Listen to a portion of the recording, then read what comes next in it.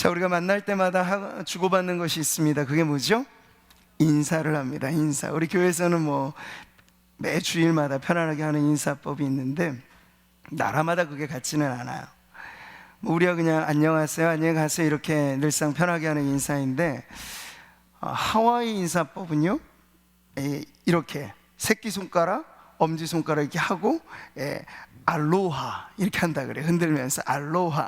이게 이제 인사예요. 태국 가보신 분들은 알죠. 이렇게 합장을 하면서 이를 수그리면서 인사를 합니다. 와이라고 하는 인사법이에요. 나라마다 그게 다 틀리더군요. 예전에 뉴질랜드 보면 이제 국제 정상들이 모여서 이렇게 그 회의를 가질 때 그 나라의 정통 인사법을 가지고 하잖아요. 근데 뉴질랜드도 아주 특이해요. 홍이라고 하는 인사법이 있는데 코를 서로 이렇게 맞대고 하는 그런 인사로 서로 하자면 지금 대략 난감하실 테고, 우리는 점잖게 우리대로 인사를 하는 건데요. 히브리인들의 인사는 아주 전형적인 인사가 있죠. 그게 바로 샬롬이라고 하는 인사법입니다. 우리가 이제 믿음 안에, 우리도 아브라함의 자손이기 때문에 그러한 믿음을 가지고 우리도 샬롬이라고 하는 인사를 나누는데요. 오늘 우리가 살펴보게 되는 또 하나의 이름, 하나님의 이름에 담겨져 있는 그 뜻 가운데 오늘 우리는 여호와 샬롬이라고 하는 이름을 대하게 됩니다. 그래서 늘상 하는 인사인데 그 인사가 실상 어떤 의미를 담고 있는가 하는 것을 오늘 말씀을 통해서 나누겠습니다. 자, 오늘 본문 우리가 읽었죠. 이 이스라엘 역사 중에 가장 어두웠던 시대, 사사시대, 기독교 역사로 말하면 중세와 같이 버금갈 만한 이스라엘 역사에서 지우고 싶었던 흑역사, 이게 바로 사사시대입니다. 헐리우드 액션 영화를 보면요, 히어로만 등장하지 않아요. 꼭 히어로에 상응하는, 필적할 만한 악당, 빌런들이 이렇게 등장을 합니다. 그래서 서로 격돌을 벌이면서 결국은 히어로가 이기죠. 자, 사사시대가 바로 그랬습니다.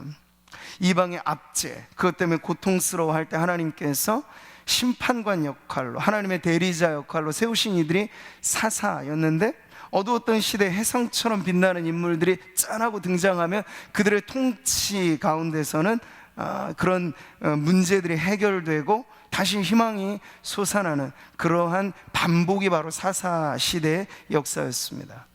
그 중에서 제5대 사사로 활약했던 인물이 아주 유명한 사사이죠. 기드온. 우리가 기드온 하면 그와 더불어서 300용사가 떠오르고 아주 대승을 거두었던 인물로 잘 알려져 있습니다. 사사기 장에서도 기드온에게만 할애한 게 6장부터 8장이니까 이 한 인물에 대한 이 평가나 이 지면에 대한 중요도로 따져도 삼손이나 기드온 아주 중요하게 다루는 인물인 걸 알 수 있죠. 오늘 본문은 바로 그런 기드온이 처음 이 세상에 등장하게 된 기드온의 소명 사건을 지금 우리들에게 보여주고 있습니다. 제가 말씀드린 것처럼 사사시대를 이스라엘의 흑역사, 암흑기라고 말할 때 또 다른 이런 이 사사 시기를 한 단어로 정리를 하더군요. 뭐라고요? 엔 샬롬의 시대라고 말이죠. 이 엔이라고 하는 히브리어가 부정을 뜻하거든요. 샬롬은 평화입니다. 그러니까 엔 샬롬이라고 하는 건 평화 없음 이라는 거죠. 평화를 누리지 못했던 시대라고 이야기를 하는 겁니다. 근데 여러분 보세요. 지금도 그렇고 그때도 그렇고 모든 세상 사람들이 희구하는 가장 공통의 소망 가운데 무엇이 있습니까? 평화가 있습니다. 평강이 있습니다. 한 개인뿐만 아니라 하나의 집단, 가정, 사회, 나라 모두가 바라는 것, 국가 간의 관계 다 평화를 바랍니다. 그런데 여러분, 그런 세상을 경험하게가, 이 태평성대라고 말하잖아. 이런 때를 경험하는 것이 긴 인류의 역사상 그리 많지 않아서 한 국가로 따져도 마찬가지죠. 반짝였던 그런 위대했던 시기도 있지만 대부분 많은 경우는 불화를 경험하는 거예요. 어두움이 깔리는 거죠. 그래서 예전에 우리가 불렀던 이 복음성가 중에 이런 찬양이 있어요. 세상은 평화 원하지만, 아시죠? 전쟁의 소문은 더 늘어간다. 이 모든 인간 고통, 두려움뿐. 그 지겨움 끝없네. 이 복음성 가사인데 가사가 아주 강렬하잖아요. 지겨울 정도로 반복. 그게 뭐가요? 평화가 아니라 샬롬이 반복된다는 거. 불화가 반복되는 거야. 그러나 선진국으로 갈수록 고소고발은 오히려 훨씬 더 늘어만 가고, 중재하는 그런 기구도 사실 국가 간의 중재를 어느 기관이 합니까? 유엔이 할 수 있나요? 못해요. 힘센 목소리, 국가 간에도 똑같아요. 힘세고 목소리 큰 국가가 이기는 거더라고요. 보면 국가 간의 이 불화의 문제는 더더군다나 해결이 안 되죠. 어디 그뿐인가요?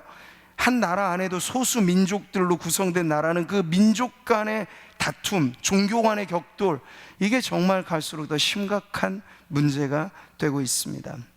이 모든 것이 4.4기 때만이 아니라 오늘 우리가 살고 있는 지금 이 시대의 모습이라는 걸 지금 보여주고 있는 거예요. 그러니까 성경은 거울과 같아서 이 성경 앞에 우리를 딱 비춰보면, 아, 우리가 그렇구나, 지금 내가 그렇구나, 내 문제가 이것이구나 하는 걸 이 거울이 비춰 보여준다는 거예요. 4.4기는요, 4.4 시대는 바로 여전히 불화 속에 평화를 원하지만 평화를 누리지 못하는 엔샬롬의 시대를 살아가는 모든 이들의 그 안타까운 모습을 보여주는 말씀이라고 할 수 있죠. 자, 여기서 오늘 말씀의 핵심 내용 중에 질문은 이것입니다. 그렇다면 왜 이렇게 엔샬롬이 평화 없는 불화가 반복되는 것일까? 왜 이 불화의 종지부가 찍혀지지 않는 것일까?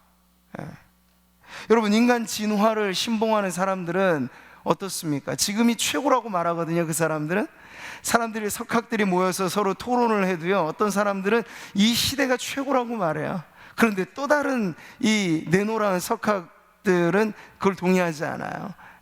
과학기술이 발전되고 의료기술이 뛰어나고 재화들은 엄청 늘어가서 이 세상이 정말 제법 살만하다고 말할지 모르겠으나, 진정 인간의 본성의 그 악함이 해결되었는가, 그리고 인간 사회 자체가 서로 사이좋게 잘 지내면서 사는가라는 기준으로 보면 절대 이 시대가 그렇게 좋은 시대가 아니고, 앞으로 세상은 더 좋게 변할 것인가 라는 전망을 할 때도 긍정적이지 않는, 낙관하지 않는 사람들도 꽤나 많은 것을 보게 됩니다. 오늘 4.4기도 우리에게 그런 질문을 하는 거예요. 왜 이들은 하나님의 백성임에도 불구하고 이 불화의 종지부를 찍지 못한 채 반복되어 살아가고 있는가라고 하는 걸 말이죠. 오늘 우리가 살고 있는 이 시대와 겹쳐지는 문제가 바로 이것입니다. 우리도 근본적인 그 문제를 바라보지 않으면 이 표피적인 겉으로 드러나는 것들을 미봉책이라고 하잖아요. 그때마다 이렇게 땜질하듯이 막아는 되는 거예요. 그런데 여러분, 근본적으로 우리가 지금 안고 있는 문제들이 이게 쉽지 않은 거거든요. 구조적으로 저출산의 고령화, 이 이상해 보이는 역피라미드 구조는요, 어느 정부도 사실은 뾰족한 대안을 낼 수 없어요. 지금 당장이야 뭐 고령연금도 주고 뭐 한다고 하죠. 근데 10년 뒤는 어떻게 할까요? 50년 뒤는 현 정부가 책임을 못 져주는 거예요.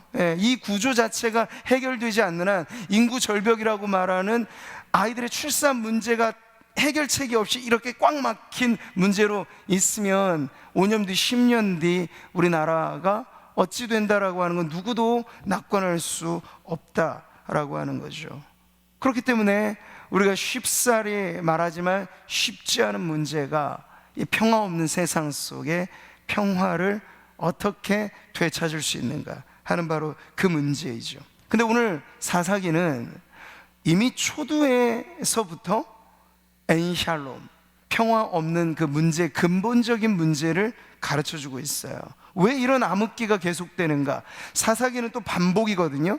4.4가 일어나서 통치할 때는 또 제법 잘 살아요. 그런데 4.4의 영향력이 사라지게 될수록 다시 스물스물 올라오는 거죠. 무엇이? 그 죄라고 하는 문제가 다시 올라오는 거예요. 그래서 4.4기 2장 10절의 말씀이 그 근본적인 문제에 대해서 이렇게 답을 주고 있습니다. 같이 한번 읽어보죠. 그 세대 사람도 다 그 조상들에게로 돌아갔고 그 후에 일어난 다른 세대는 여호와를 알지 못하며 여호와께서 이스라엘을 위하여 행하신 일도 알지 못하였더라. 이게 지금 사사기의 발단, 사사시대라고 하는 암흑기가 왜 일어나게 되었는가에 대한 발단이에요. 그러니까 사사기는 여호수아하고 바로 맞물려 있는 시대잖아요. 그러니까 여호수아가 죽고 그 무렵에 이미 모든 것들이 시들어가면서 제법 여호수아 당대까지만 해도 살아서 출애굽의 기적을 알았고 눈앞에 펼쳐지는 하나님의 이 역사를 보았던 이들이 여호수아와 함께 이제 퇴역 장군이 되고 사라져버리는 이슬로 없어져 가게 되니까 이제 이상한 다른 세대가 일어나게 된 거예요. 우리는 지금도 세대 구분을 하면서 세대 차이를 말하잖아요. 부모 세대, 다음 세대. 근데 여러분, 이 세대 차이라고 하는 건 아이들만 해도 그래요. 중학교 1학년하고 2학년 세대 차이가 있어요. 고등학생하고 중학생의 세대 차이. 그러니까 이거 세대 차이라기보다는 문화 차이죠. 그들이 쓰는 말은 전혀 우리가 같은 한국어를 쓰나 의심이 들 정도로 못 알아듣는 말들로 서로 통화하는 거예요. 그러니까 몇십 살 차이가 나는 이 부모 세대 다음 자녀들 세대에는 이 문화적인 장벽이라고 하는 게 엄청나다는 건 알 수 있죠. 자, 그런데 성경은요, 그걸 단순히 문화적이고 기성세대냐 아니면 젊은 세대냐 이렇게 구분하는 것이 아니라 그 구분법이 아주 선명한 거예요. 그게 뭔가요? 여호와를 아는 세대인가? 여호와를 모르는 세대인가? 바로 이 차이예요. 심각한 문제란 이거죠. 다음 세대, 우리가 줄곧 말하는 이 다음 세대가 연령대로 그냥 어린 자녀들만을 말해서가 아니고 그들이 여호와를 알아서 이 신앙의 계보를 전승하는 세대가 되면 문제는 없어요. 1000대까지 은혜를 주신다고 하셨으니까 문제가 없어요. 그런데 그 다음 세대가 여호와를 알지 못하는 다른 세대가 되어버리면 여기서 이제 문제가 생기는 거죠. 그리고 그 다른 세대가 되어버린 다음 세대가 10년 뒤에 20년 뒤에 누가 됩니까? 기성세대가 되는 거잖아요.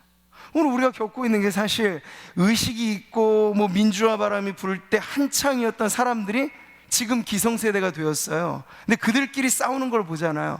그때는 의기투합했고 하나 정신으로 물들였던 사람들이 지금은요 서로 적이 되고 있어요. 그러니까 지금 이런 부분들이 이 사회 안에서 얼마든지 앞으로도 반복, 재생산 될 수 있다는 거죠. 그러니까 신앙의 구심점이 아닌 상태는요 어떤 이념도 사실 그 세대를 책임져 주지 못합니다. 세월이 흘러가 봐요. 이해 타산적인 사람들은 절대 낭만적인 그러한 정신만으로 서로 하나 되기 어렵거든요. 근데 그런 걸로 다 뿔뿔이 조각 나다 보니까 이 사회 안에 참된 하나됨의 평강을 찾기가 어려운 거죠. 여러분, 처음 기드온이 부름받았을 때 그는 5대 사사로 지금 세워졌잖아요. 벌써 사사 시대에 오랜 세월 동안 누적돼 왔던 불신앙에 그도 많은 영향을 이미 받은 터라는 걸 우리가 알아야 됩니다. 그래서 오늘 이 소명 기사 자체가 우리가 쭉 읽어보지는 않았습니다만 여러분 6장을 한번 집에 가셔서 꼭 읽어보세요. 그럼 매끄럽지 않다는 걸 알 수 있어요. 하나님 부르셨는데 부름받은 기드온의 반응 자체가 매끄럽지 않다는 거예요. 왜 그러냐면 그는 이 불신앙의 다른 세대를 대표하는 인물 중에 하나였기 때문이죠. 자, 그런데 놀라운 건 이거예요. 단도직입적으로 기드온을 찾아온 여호와의 사자가 말이죠, 제가 말씀드렸죠. 구약 시대에 하나님의 현현을 대표하는 여호와의 사자라고 하는 그 대상은 성육신하기 이전의 그리스도라고 우리가 이해한다고 말했어요. 그만큼 하나님의 방문을 받은 이 기드온에게 있어서 이 여호와의 사자는 다짜고짜 아주 직설적으로 말합니다. 뭐라고 말하냐면 큰 용사여 여호와께서 너와 함께 계시도다. 얼마나 은혜로운 말씀이에요. 오늘 하나님께서 여러분에게 이렇게 들려주신다면 얼마나 가슴 벅차는 이야기일까요? 그런데 기드온은 그렇게 받아들이지 않았어요. 기도는 지금 어떤 상황입니까? 그 당시에 지배적인 주류 국가가 미디안이라고 하는 이방 나라였거든요. 지금 7년째 미디안이 압제를 하고 있는 상황이에요. 우리가 가을철을 표현하는 사자성어로 뭐라고 말합니까? 청고마비라고 하죠. 하늘은 높고 말이 살찐다. 근데 제가 칼럼에도 언제 한번 쓰긴 했습니다만, 이게 원래는 흉노족들이 이 말이 살찌고 가을철만 되면 싹쓸이해 가도록 이 북방에 살았던 소수민족들이 괴로웠어요. 그래서 하늘 높고 말이 살찌는 계절이 되면 흉노족들로 인해서 괴로움 당했던 사람들의 이 피 맺힌 사연이 담겨져 있는 이 고사라고 제가 말씀을 드렸는데요. 지금 그래요. 미디안으로 인하여서 당시 이스라엘 백성들은요, 완전 그들이 한 번 오면 초토화시켰어요. 싹쓸이해 갔다고요. 그런 상황에서 우리가 보면 지금 기드온이 이 포도즙 틀이라고 하는데 움푹 패여 있는 곳이에요. 움푹 패여있는 그곳에서 미륵 타작을 하고 있어요. 타작을 하셨던, 이 농부의 생활을 하셨던 우리 어르신들은 알죠? 타작은 꽤나 넓은, 사실은 널따란 지형이 필요해요. 이게 타작한 걸 옆에다 쌓아두고 하면 불편해서는 안 되는데, 근데 그렇게 펼쳐져 있는 타작 마당에서 못하고 포도즙 틀에서 이걸 하고 있단 말이죠. 왜? 미디안의 눈치를 보는 거예요. 타작할 때 미디안이 쳐들어와서 이것도 빼앗기지 않을까, 전전긍긍 노심초사 그렇게 마음 졸여가면서 하고, 누가 볼까 이렇게 타작치를 하고 있는 상황에서 큰 용사요, 이 얘기를 들은 거예요, 여러분. 그러니까 상황에 맞지 않는 표현이죠. 전혀 커 보이지 않거든요. 전혀 대범해 보이지 않거든요. 그런데 지금 여호와의 사자는 그를 보자마자 큰 용사라고 외치고 있죠. 이게 바로 하나님의 안목이에요. 하나님의 시선이고요. 우리가 무엇을 떠올립니까? 예수님과 베드로의 만남, 요한의 아들 시몬이라고 줄곧 불렸던 그 다혈질의 사나이, 좌충우돌 그 사람.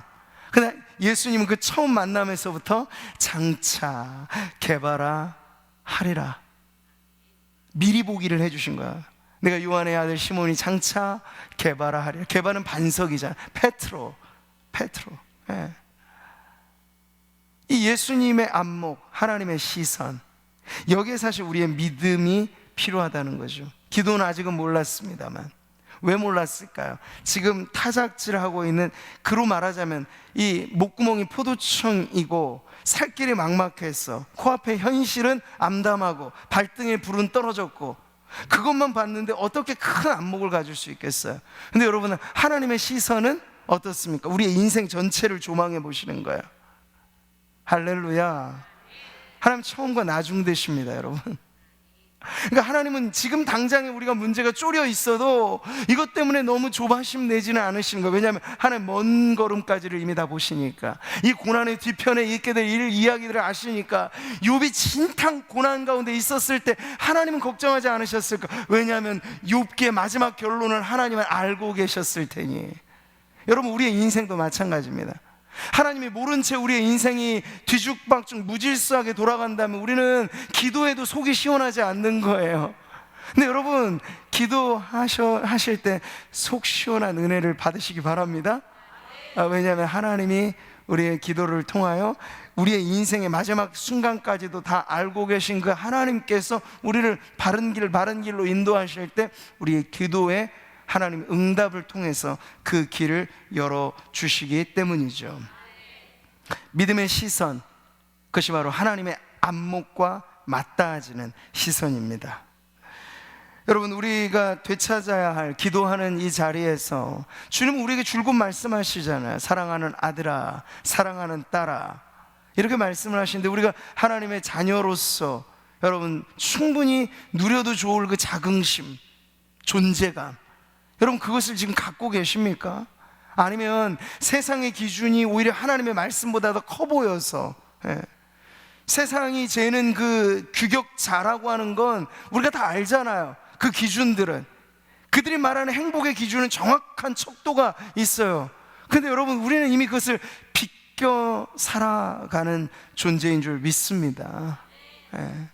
그럴 때 우리는 하나님과의 만남 속에 다시 한번 잃어버린 믿음의 시선을 되찾게 될 줄 믿습니다. 모든 시선을 주님께 드리고 살아계신 하나님을 느낄 때 내 삶은 주의 역사가 되고 하나님이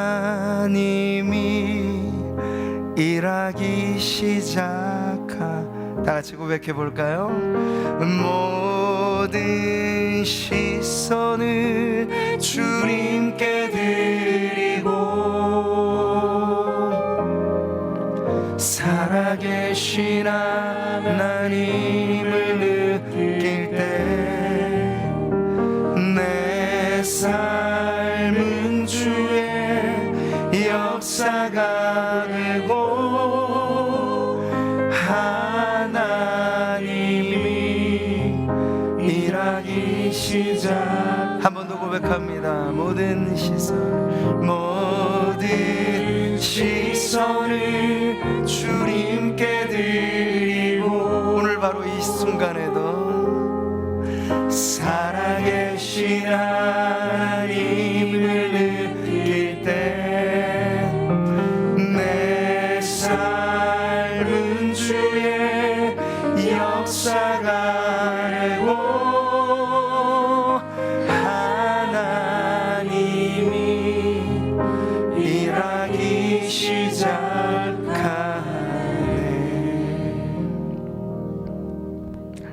여러분, 이 믿음의 시선을 가지십시오. 그러면 세상이 말하는 그런 긍정의 심리가 아니고 성경이 가르쳐주는 절대 희망을 우리가 발견하게 될 줄 믿습니다. 근데 우리는 늘 크고 작은 실패의 연속 가운데 이미 마음이 한쪽에 기울어져 있어요. 어떻게? 부정적으로, 삐딱하게. 지금 기드온이 그래요. 하나님이 이렇게 큰 용사여 털썩 말씀을 하시고 미리 보기, 그의 인생의 미리 보기 화면을 딱 띄워주셨는데도 기드온은 그것을 덥석 받기보다는 의심해요. 그런 게 아닌 것처럼 그렇게 항변을 한단 말이죠. 하나님이 너와 함께 하신다라고 말씀을 하셨는데 아멘 하면 되잖아요. 아멘 하면 축복이 임하는 거잖아요. 근데 기드온은 우리 성도님들 같이 못해서 노멘을 하고 있어요. 아멘을 안 하고. 그거는 오히려 항변하는 거야. 아니 정말 하나님 우리와 함께 하시는 거 맞습니까? 하나님이 함께 하시는데 어떻게 이 나라가 이 미드얀이라고 하는 이방 나라에 철저하게 짓밟힐 수 있습니까? 증거를 대보라는 거예요. 하나님 함께 하신다면 과연 출애굽 당시에 있었던 기적들 우리는 귀로만 듣고 부모 때에 전해 들었긴 하지만 지금 우리가 살아가는 이 세상에 기적이 어디 있냐는 거예요. 지금 기드온이 그렇게 따져 묻습니다. 지금 우리의 꼴을 보고도 그렇게 말씀을 하시는 거냐고. 지금 기드온은요 오히려 화가 나 있어요. 하나님의 축복의 말씀을 듣고 기뻐해도 모자랄 판에 화가 나 있다고요. 그러니까 삶의 현실이 얼마나 각박하고 힘든지를 우리는 인간적으로 이해할 수 있죠. 근데 그렇게 각박하고 힘들게 살다 보면 믿음의 시선이 확보가 안 된다는 것도 지금 기드온의 이 문제를 통해 보게 되는 거예요. 자, 기드온의 항변 들어보면 맞는 말 같아요. 분석에 있어서 틀리지 않는 것 같습니다. 문제의식도 맞는 것 같아요. 즉 기드온이 한 가지 놓치고 있는 게 있죠. 그게 뭘까요? 보다 깊은, 그냥 겉으로 드러난 증상 가지고 기드온은 말하고 있는 거. 우리가 이렇게 못 살게 되었는데, 우리가 이렇게 망하게 되었는데, 우리가 이렇게 주권을 빼앗기게 되었는데, 이게 다 겉으로 드러난 증상이죠. 그런데 하나님 그 심층에 있는 그 문제에 대해서 기드온은 하나님이 보는 것처럼 보지는 못하는 거예요. 놓치고 있는 문제, 그게 뭘까요? 이미 사사기 6장 1절에 그 부분에 대해서 이렇게 말씀하고 있어요. 같이 한번 읽어보죠. 이스라엘 자손이 또 여호와의 목전에 악을 행하였으므로 여호와께서 7년 동안 그들을 미디안의 손에 넘겨주시니. 네. 우리가 모든 문제에 대해서, 모든 고난에 대해서 이 죄의 원인을 말한다는 게 때로는 어떤 고난에 관해서는 어려울 수 있어요. 욕과 같은 그런 고난, 예수 그리스도의 십자가, 자신의 죄 문제는 눈꼽만큼도 털끝 하나도 없는데 짊어져야 되는 고난의 십자가의 문제들이 있긴 하죠. 그런데 많은 경우에 이 죄의 문제는 우리의 삶의 형편에 직간접적으로 반드시 영향을 준다라고 하는 것을 우리가 잊어서는 안 되는 거죠. 그런데 여러분, 세상은 죄 문제를 가지고 여러분 심각하게 다루나요? 안 그러죠. 그러니까 늘 정부에게 따지거나, 아니면 늘 서로에게 따지거나, 늘 어떤 개인에게 송사하거나, 늘 네 탓이니 내 탓이니 하면서 싸움이 끊이질 않는 거예요.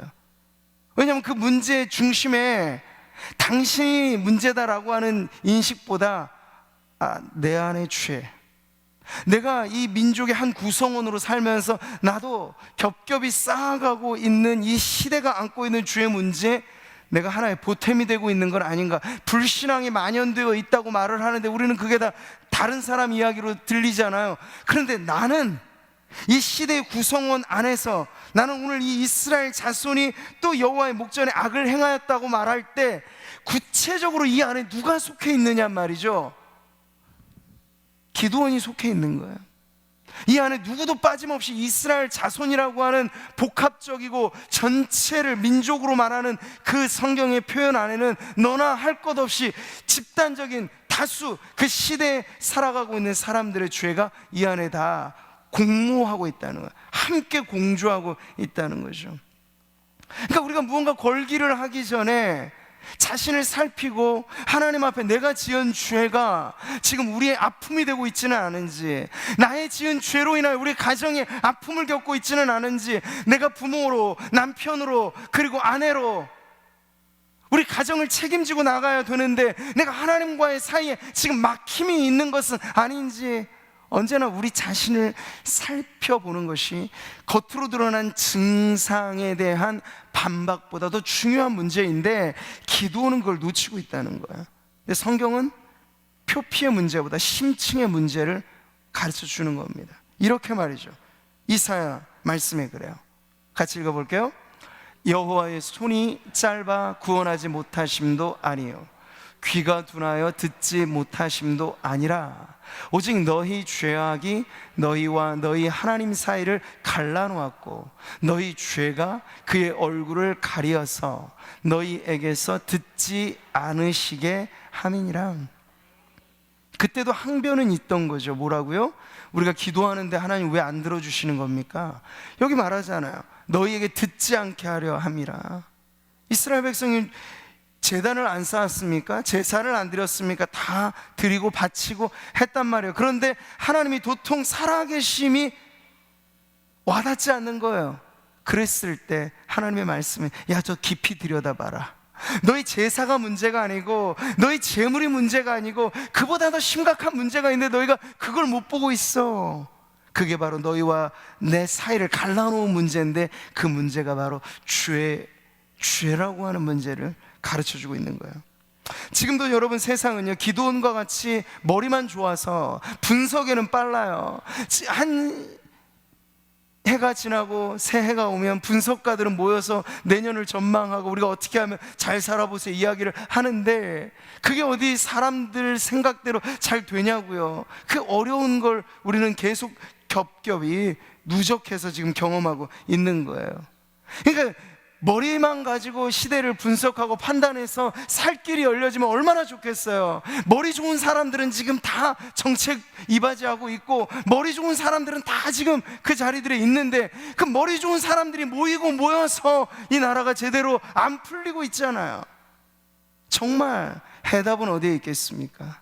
하나님께서 풀어주셔야 된다는 거예요. 하나님께서. 우리 어려웠던 시절에 그게 어떻게 풀려졌어요? 보릿고개를 어떻게 넘어갔어요? 머리 좋은 사람들 때문에, 몇몇 리더들 때문에 아니에요. 하나님이 도와주셨기 때문이에요. 하나님이 우리와 함께 계셨기 때문이고요. 근데 지금도 하나님 우리와 함께 계시죠. 그런데 사이가 왜 갈라졌을까? 우리가 하나님을 인정하지 않는 거예요. 하나님의 주권을 인정하지 않는 거예요. 하나님보다 더 좋은 게 있는 거예요. 꿈쳐두고 있는 건 더 좋은 오락거리들이 있는 거고, 하나님, 우리가 입술로는 말하지만 우리의 삶은 하나님과 많이 멀어져 있기 때문에 너희와 나 사이가 좁혀지지 않는 이 간격이, 하나님께서도 마치 안타까운 마음을 이렇게 표현해 주시는 거죠. 이게 바로 진짜 문제입니다. 우리가 기도할 때마다 잊지 말아야 할, 그래서 모든 기도에는요, 감사의 기도도 있고 찬양의 기도도 있는데, 그 기도의 내용 중에 뭐가 빠져서는 안 될까요? 회개의 기도가 빠져서는 안 돼요. 여러분, 남을 위한 중보기도, 나라와 민족을 위한 기도 우리가 합니다만, 그보다 더 중요한 기도의 제목이 있다는 거예요. 하나님과 나 사이를 지금 갈라놓고 있는 주의 문제가 무엇인지, 죄가 나를 주장하지 못하게 하소서라고 하는 시편의 기도가 있잖아요. 그렇게 우리는 이 죄로 말미암아 잃어버린 평강, 이런 것들의 문제를 기도하는 시간에 풀어내야 된다는 거죠. 그래서 여러분, 기도라고 하는 건 얼마나 사실 방대한 것입니까? 문제 해결식의 기도가 전부가 아니라는 거예요. 우리 안에 하나님 앞에 고백해야 할, 또 흘려야 할 회개의 눈물이라고 하는 건, 여러분, 마르고 닳도록 정말 하나님 앞에 서는 그날까지 우리 안에 있어야 될 줄 믿습니다. 그러니까 제도가 바뀌고 사회가 바뀌고 우리는 그런 거대한 담론에만 휩싸여 있어요. 그러나 실제로 변화되는 건 이 민족의 구성원으로서 나 자신이 먼저 하나님 앞에 회개하는 거예요. 당신이 회개하십시오라고 말하는 사람들로만 대결되어 있으니까 해결이 안 되잖아요. 근데 여기에 해결책이 있어요. 예수 믿는 우리들이, 하나님, 내가 죄인입니다. 내 죄를 용서해 주십시오. 내가 이 가정에 잘못된 리더십을 발휘해서 우리 가정에 아픔이 있습니다. 주님, 부모로서 내 죄를 용서해 주십시오. 근데 그런 기도들이 주님 앞에 드려져야 될 줄 믿습니다. 오늘 말씀 여러분 계속 보세요. 기도는 항변합니다. 그러나 여호와의 천사는 거기에 이런 방구 대꾸하지 않아요. 구구절절히 설명하지 않아요. 오히려 거기에 대한 답변으로 또 다른 지엄한 명령을 주죠. 너는 가라. 파송의 명령을 주는 거예요. 얼씨구 좋다. 기도원이 바다 감지덕지에도 모자랄 판인데, 기도원은 또 여기에 대해서도 불편한 심기를 드러내요. 그러니까 지금 기도원이 얼마나 믿음이 아닌 다른 세대가 되어져 버렸는가를 알 수 있죠. 하나님이 부르시기 전에도 하나님의 영광을 경험했던 이사야 같은 상태라면 여러분 어떻습니까? 손을 번쩍 들면서 주여 나를 보내소서. 누가 우리를 위하여 갈고, 주님이 말씀하실 때 손을 번쩍 들고 주님, 제가 여기 있사오니 나를 보내소서. 오늘 우리 청년들 가운데 그러한 헌신이 일어나기를 축복합니다. 안타깝게도 요즘에는 청년들이 중심으로 한 선교 대회도 예전만치 않아요. 10년 전, 20년 때는요, 전에는 해마다 선교 대회가 있어서 그 대회를 통해서 선교사로 자원하는 이들이 엄청나게 일어났어요. 그런데 지금 보세요. 대학 캠퍼스 내 선교단체들 다 씨가 말라가고 있어요. 그러니 여러분, 이 교회가 각계 전투만 해서 될 문제가 아닌데, 세계 복음화는 이 모든 기관들 하나 할 것 없이 다 쪼그라들고 있는 이런 형편들, 왜 그럴까요 여러분? 이사야적인 방식보다도 기드온과 같이 불신앙에 오염되고 불신앙에 찌들고 그렇게 영향 속에 살아가다 보니, 아무리 하나님께서 말씀을 주시고 하나님께서 제차 3차 명령을 하셔도 흔쾌히 하나님 앞에 헌신하며 반응하지 못하는 그런 문제가 생기는 거죠. 지금 기도는 계속해서 너저분한 핑계를 내세웁니다. 핑계뿐인 거예요. 오 주여, 내가 무엇으로 이스라엘을 구원하겠습니까? 보세요 하나님, 나의 집은 집안 타령하고 있죠. 므낫세 중에 극히 약하고 나는 내 아버지 집에 자신이 가장 작은 자라고 지금 이야기하면서 신세 타령을 하고 있는 거예요. 꼭 모세를 보는 것 같죠. 모세가 광야 40년에 푹 담겨져 보니까 예전의 자신감은 다 없어져 버리고, 하나님이 그를 타는 떨기나무 불 가운데 부르셨음에도 불구하고 하나님의 부르심에 손을 내젓는 거예요. 하나님, 저는 못합니다. 보낼 만한 자를 보내소서. 지금 기드온이 꼭 그 입장에 있는 거예요. 근데 여호와의 사자는 뒤로 물러서지 않습니다. 계속해서 그에게 궁지에 몰아세는 거야. 하나님 앞에 두 손 들고 나올 때까지 가는 거죠. 내가 반드시 너와 함께 하리니 내가 미디안 사람 치기를 한 사람 치듯 하리라. 축복하고 약속하고 힘을 내라 큰 용사여 계속해서 응원을 하면서 그를 결국에는 하나님의 일꾼으로 세우시는 그 장면까지 가게 되는 거예요. 자, 여러분, 오늘 이 내용을 우리가 보면서 무엇을 알 수 있습니까? 우리 모두도 다 그래요. 청년들만의 문제 아니고 모든 우리 하나님의 백성이라면 누구나 우리의 삶의 자리에서 누가 나를 위하여 갈고 하나님의 그 마음을 알아. 하나님, 제가 이 일에 헌신하겠습니다. 11월이 되고 12월이 되면 연말 증후군이 찾아오잖아요. 위원회, 찬양팀, 어디 성가대, 교사 줄줄이 이제 막 사표 낼, 여기에 지금 품고 다니는 분들이 우리 교회는 많지는 않습니다. 몇몇 있으신 줄 압니다. 이 소위 연말 증후군이라는 게 있어요. 내가 지금까지 바쳤으면 됐습니다. 주님, 이제 그만. 저도 좀 쉴 만한 시간이 필요하지 않을까요? 이렇게 하나님 앞에 이미 모든 것 좋은 쪽에서가 아니라 내려놓기로 작심하고 이 연말을 맞이하는 분들이 계세요. 근데 여러분, 내가 내 힘 가지고 하면 늘 이런 반복, 이게 피할 수가 없는 거예요. 근데 그 처음도 어떻게 시작했냐면 내 힘 가지고 시작하는 거야. 내가 뭐 해보겠다고. 근데 내가 뭐 해보겠다고 하는 사람 치고 크게 일을 이루지는 못하더라고요. 하나님이 사용하셔야 우리는 제법 쓰임 받는 겁니다. 여기서 이탈되면요, 그 사람의 능력이 얼마나 많은지. 지금 능력 많은 사람은 세고 셌어요. 이 세상에 스펙 많은 사람들은 날리고 날린 게 이 세상이라고요. 근데 하나님이 정말 들어 쓰시는 사람은 그가 말지라도 상관없어요. 그 집안이 후져도 상관없어요. 하나님이 쓰시겠다고 작정하고 하나님의 말씀이 그에게 임하고 그가 하나님과 맞장구 치면서 주님, 제가 부족하지만 저를 써주십시오 라고 하면 그는 된 거예요. 하나님 다른 거 보지 않으신다고요. 이게 바로 하나님께 쓰임받는 사람의 가장 중요한 조건인 줄 믿습니다. 그러니까 처음도 그렇게 일어나면요, 한 해 지나갈 때 좀 힘겹더라도 넘어갈 수 있어요. 어떻게? 우리의 평생을 섬김의 삶에서 완주할 수 있다는 것이요. 어려워요. 정말 오래 달리기를 해보면, 달리기 할 때 마라톤 선수들은 뛸 때마다 죽고 싶은 마음이 들 때가 막 온다 그래. 마주오는 차가 나를 좀 부딪혀줬으면 좋겠다. 더 이상 뛰고 싶지 않은 마음이 너무 드는 거예요. 섬김의 삶도 이렇게 오는 거죠.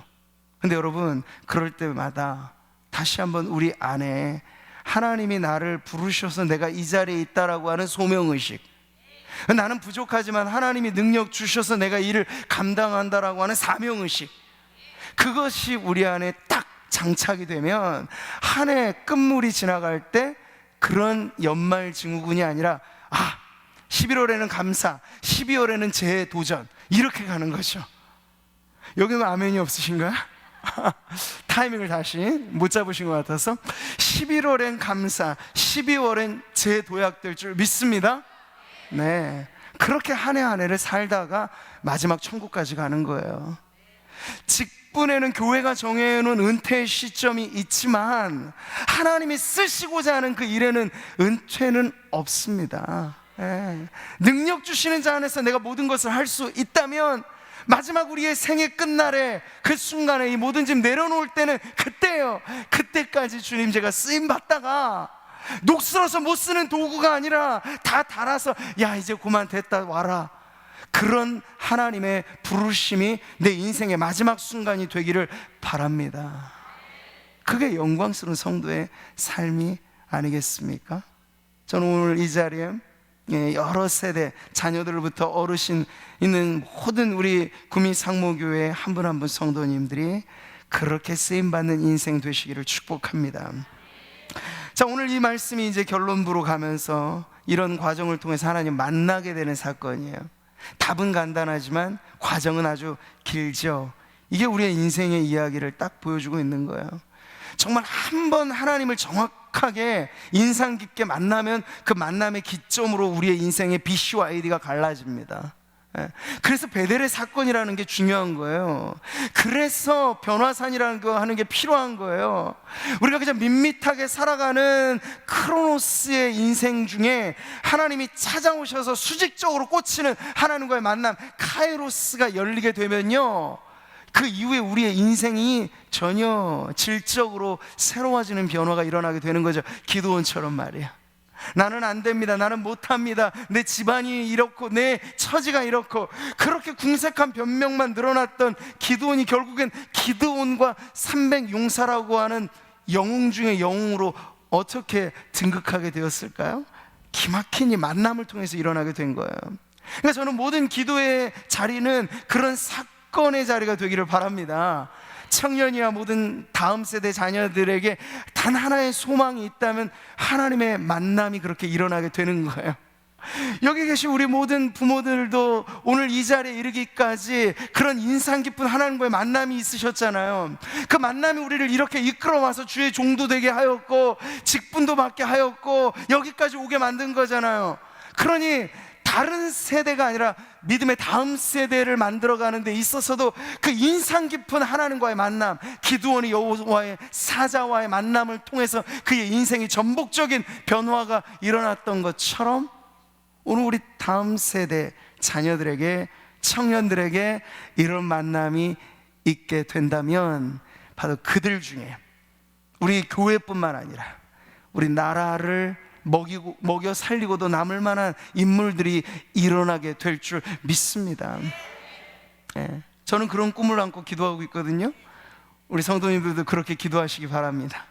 구미 상목교회 주일학교 출신 중에 정말 그냥 그 이름만 유명해지는 거 말고요, 실제로 요셉처럼, 그리고 사무엘처럼, 그리고 다니엘처럼 이 세상에 하나님의 영광을 나타내는 그런 차세대 리더들이 일어나도록 여러분 큰 꿈을 안고 다음 세대를 축복하면서 기도할 때 하나님 반드시 그 기도에 응답하실 줄 믿습니다. 그럼 여러분의 가정 안의 자녀들을 위해서도 그렇게 축복하며 기도하는 오늘 철야가 되시기를 바랍니다. 자, 오늘 결론의 말씀이 바로 그 만남을 통해서 드러난 이름을 보여주고 있어요. 여호와 샬롬. 우리가 샬롬이라고 하는 게 너무나 빈번하게 쓰는 일상 용어가 되어버렸는데, 여러분 그 시대상을 보고 기드온이라고 하는 인물과의 만남 속에 드러난 이름이라고 하는 걸 생각해 보면 이 이름이 발견되어지기까지가 얼마나 중요한 과정이었는가를 알 수 있죠. 그냥 맥락 없이 툭 튀어나온 말이 아니었다는 거예요. 여호와께서 그에게 이르시되 너는 안심하라, 두려워하지 말라, 네가 죽지 아니하리라, 이 말씀을 하신 거예요. 그리고 나서 기드온이 단을 쌓습니다. 그리고 그 제단에 이름을 붙입니다. 그 제단의 이름이 뭔가요? 여호와 샬롬이라고 하는 제단으로 불려지게 됐던 거예요. 샬롬은 이렇게 임합니다. 결론이에요, 여러분. 샬롬은 어떻게 임하나요? 여호와의 임재, 하나님과의 만남의 그 자리에 평강이 임합니다. 사람들이 제도적으로 만들어낼 수 없는 게 사실 평화예요. 일시적일 수는 있겠으나 항구하고 영구적인 평화는 영원하신 하나님의 만남 가운데 우리가 받아 누리는 축복인 줄 믿습니다. 이 평강은 주님의 말씀으로 우리에게 임하는 것이고 주님이 우리에게 전해 주시는 은혜의 선물인 줄 믿습니다. 예수님께서 말씀하신 것처럼 평안을 너희에게 끼치오니 곧 나의 평안을 너희에게 주노라. 누구의 평안이라고요? 나의 평안, 하나님 예수님의 평강, 그 평안의 원소유주가 우리 하나님이신 거예요. 그분이 우리에게 평안을 주면요, 우리의 마음 죽고 싶어 정말 견딜 수 없는 고통이 있어도 정말 우리가 찬송 부르는 것처럼 하늘로부터 임하는 평강, 하늘로부터 임함이로다. 주님의 마음을 본받고 살아가게 되면 평화로다, 하늘 위에서 내려오네, 그 임하는 평강을 우리가 맛보게 될 줄 믿습니다. 여러분, 야곱과 에서가 그 불화가 어떻게 해결됐어요? 여러분, 1대1로 서로 교섭단체가 있었습니까? 중재자가 있었습니까? 없었어요. 그 밤에 사건이 터진 거죠. 야복 강가에서 하나님과의 만남의 사건을 경험하고 나니까 죽이고자 왔던 에서의 마음이 봄눈 녹듯이 녹아져 버리고, 서로 형제 애가 어디서 생겨났는지 서로 얼싸 안으면서 그 죽지 못해 살았던 철천지 원수가 되었던 그 가족 간의 불화도 해결이 된 거예요. 야곱이 하나님을 만나고 하늘로부터 임하는 평강을 누리게 되었을 때, 사랑하는 성도 여러분, 오늘 우리는 그러한 평강의 메신저로 이 땅을 살아가야 합니다. 화평케 하는 자는 복이 있나니. 예수 믿는 저와 여러분은 세상에 평화를 전해주는 역할을 해야 될 줄 믿습니다. 근데 어떻게 그것을 할 수 있을까요?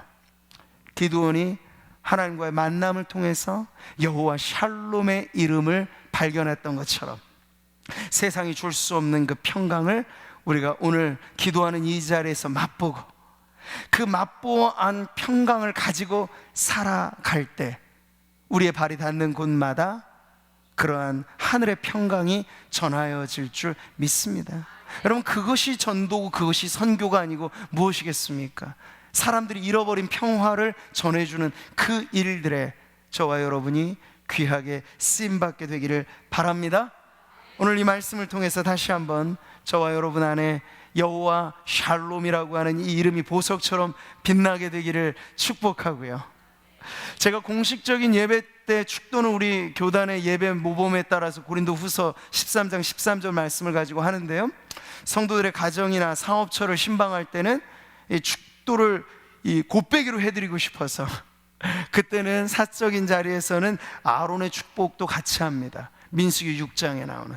근데 이 아론의 축복에 담겨져 있는 것 중에 하나가 평강의 복이 나오는 거예요. 여호와는 내게 복을 주시고 너를 지키시기를 원하며. 여러분도 같이 한번 읽어보세요. 여호와는 그의 얼굴을 내게 비추사 은혜 베푸시기를 원하며. 여호와는 그 얼굴을 내게로 향하여 드사 평강 주시기를 원하노라. 아멘. 여러분, 이 자리에 가장으로 계신 분들이 많죠? 가장은 한 가정 단위로 말하자면 그 가정의 영적인 제사장 역할을 하시는 거예요. 우리 모두가 왕 같은 제사장들이니까. 근데 자녀들을 위하여 여러분 어떻게 축복하시겠습니까? 이 아론의 축복을 가지고 말씀을 읽어주시는 거예요. 뭐 목회자처럼 그렇게 막 근엄하게 그렇게 하시지까지는 않으셔도 돼요. 그러나 자녀들을 위해서 내가 아빠가 너를 위해 축복하고 싶다 하면서 이 말씀을 읽어주세요. 여호와는 내게 복을 주시기를 원하며 너를 지키시기를 원하며 여호와는 그 얼굴을 내게로 향하여 드사 평강 주시기를 원하노라. 말씀으로 그렇게 축복할 때 우리 가정 안에, 자녀들 안에 잃어버린 평강의 복이 임하게 될 줄 믿습니다. 할렐루야.